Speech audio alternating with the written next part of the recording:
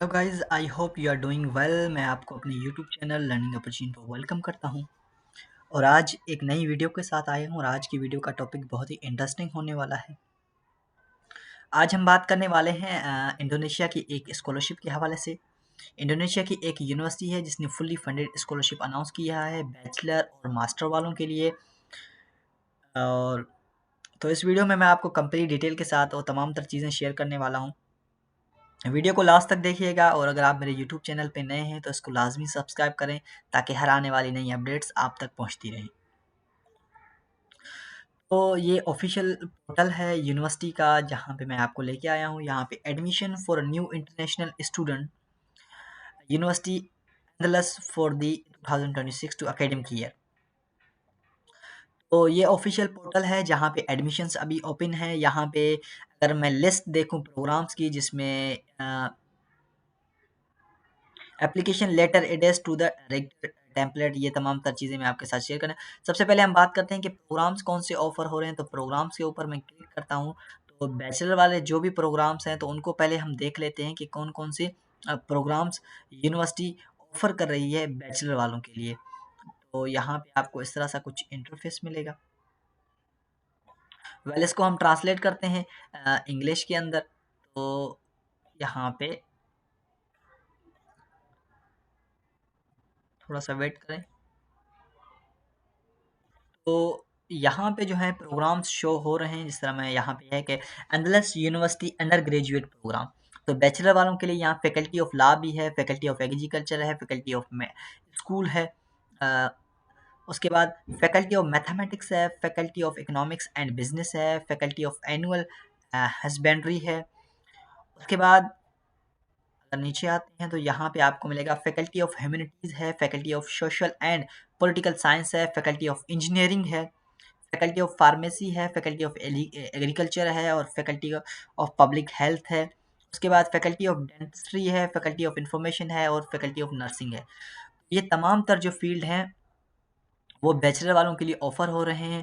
उसके बाद अगर मैं यहाँ पे आपको जो मास्टर के हैं वो प्रोग्राम्स दिखा दूँ कि कौन-कौन से वो प्रोग्राम्स हैं जो ऑफ़र हो रहे हैं, तो वो भी ऑलमोस्ट वही प्रोग्राम हैं जो बैचलर वालों के लिए ऑफ़र हो रहे हैं। तो यहाँ पे आप फिर से देख लीजिएगा कि फैकल्टी ऑफ फार्मेसी है, फैकल्टी ऑफ नर्सिंग है और पोस्ट ग्रेजुएट है यहाँ पे, फैकल्टी ऑफ इंजीनियरिंग है, faculty of social and political science है, फैकल्टी ऑफ ह्यूमैनिटीज़ है, फैकल्टी ऑफ एनिमल हस्बेंड्री है, faculty of economic and business है, फैकल्टी ऑफ मैथमेटिक्स है। उसके बाद मेडिकल स्कूल है, फैकल्टी ऑफ एग्रीकल्चर है, फैकल्टी ऑफ लॉ है। ये तमाम तर उनके लिए ऑफर हो रहे हैं जो मास्टर के लिए अप्लाई करना चाहते हैं। उसके बाद बात करते हैं अप्लाई कैसे करना है या कौन-कौन सी डिटेल्स यहाँ पे आपको चाहिए। तो यहाँ पे एक यूज़ टेम्पलेट लिखा हुआ है कि इन्होंने एक टेम्पलेट दिया हुआ है। आपने tax application reactor atom subject journal index divisions यहाँ पे application letter address to reactor. Well यहाँ पे कुछ एक लेटर है जिसको हम देखते हैं। एप्लीकेशन लेटर वाली ओपन तो नहीं हो रहा, खैर ऐसा कुछ लेटर है, इसका पता नहीं क्या है ये।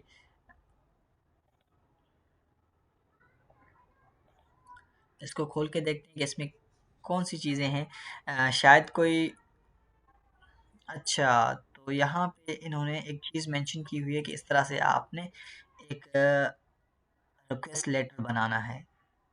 सही सही।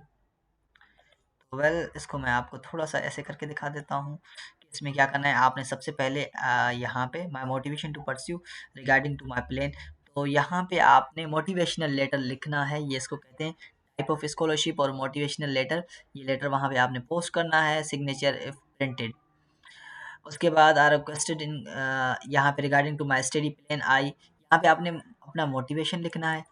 उसके बाद आप कौन से से हैं, अपना फैकल्टी नेम लिखना है, programme for the academic year. तो ये एक लेटर है जो आपने बनाना है, सिंपल सा है। आपने कैसे बनाना है, यूनिवर्सिटी को आपने एक लेटर लिखना होता है। तो thank for very much for your time attention and consideration. तो आपने सिर्फ़ और सिर्फ़ एक लेटर लिखना होगा यूनिवर्सिटी को। ये एक सिंपल सी चीज़ है। I required I have enclosed a supporting document for your consideration. I sincerely hope you be granted the opportunity to study in universities nonetheless and become a part of the academic community. Thank you very much for your time attention. आपने अपने तमाम तरह इसमें जो detail है वो put करके इसको एक यहाँ पे ये मोटिवेशनल भी आपने लिखनी है। Regarding to my study plan, आपने सबसे पहले यहाँ से अपनी मोटिवेशन स्टार्ट कर देनी है। उसके बाद आपने regarding to my study plan वो अपने लिखना है।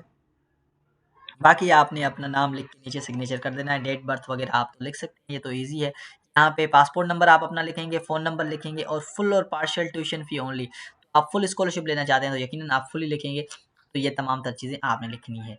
वेल उसके बाद मैं आपको अप्लाई करने का तरीक़ेकार बता देता हूँ कि अप्लाई कैसे करना है। ये तो आपको समझ में आ गया होगा। सबसे पहले आपने अपना नाम लिखना है, उसके बाद डेट ऑफ बर्थ है, उसके बाद डेट प्लेस ऑफ बर्थ है, डेट ऑफ बर्थ है, उसके बाद आपने अपनी कंट्री है, उसके बाद वैलिड पासपोर्ट स्कैन कॉपी, यहाँ पे आपने यस लिख देना है।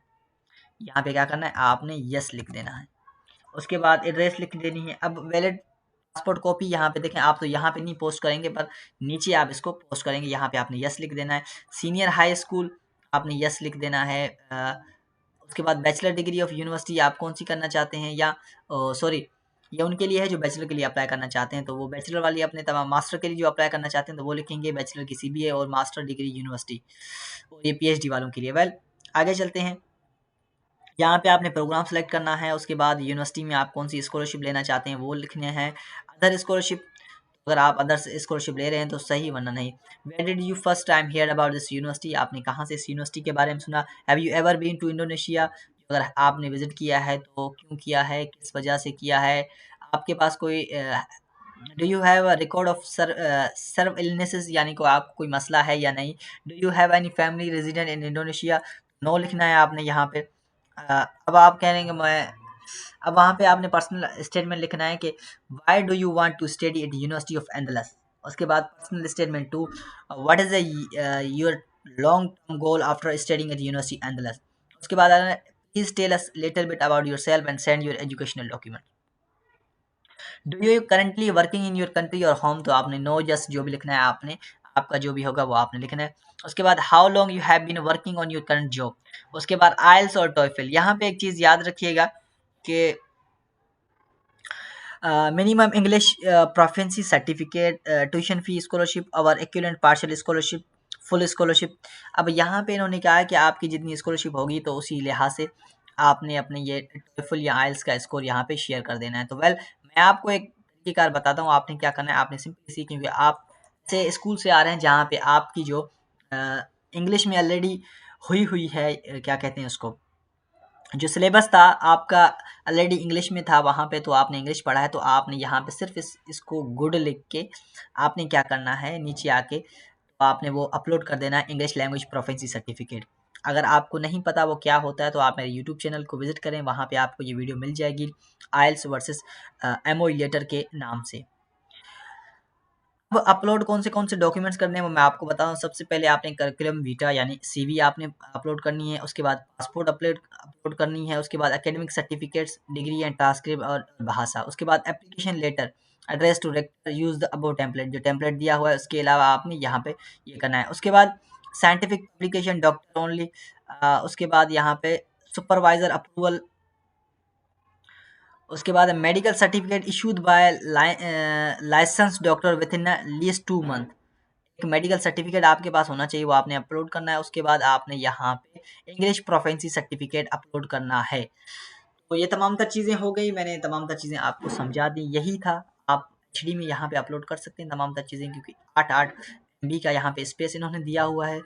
सिंपल सा जो भी तरीक़ेकार था मैंने आपको समझा दिया। मैंने खुद यहाँ पे ट्राई नहीं किया है कि ऐसे आपने लिखना है या वगैरह-वगैरह। बस आपने सिर्फ़ आपने अपनी जो भी डेटा है वो आहिस्ता-आहिस्ता डालते जानी है। अब यहाँ पे एक चीज़ है जो मैं आपको समझाना चाहता हूँ, वो ये है कि पर्सनल स्टेटमेंट 1, पर्सनल स्टेटमेंट 2 और पर्सनल स्टेटमेंट 3 आपने क्या करना है, ये ऑलरेडी आपने तैयार करके रखनी है। फिर जब यहाँ पे आई तो आपने कॉपी पेस्ट करके यहाँ पे डालनी है, कॉपी पेस्ट करके यहाँ पे डालनी है और कॉपी पेस्ट करके यहाँ एंड में डालनी है।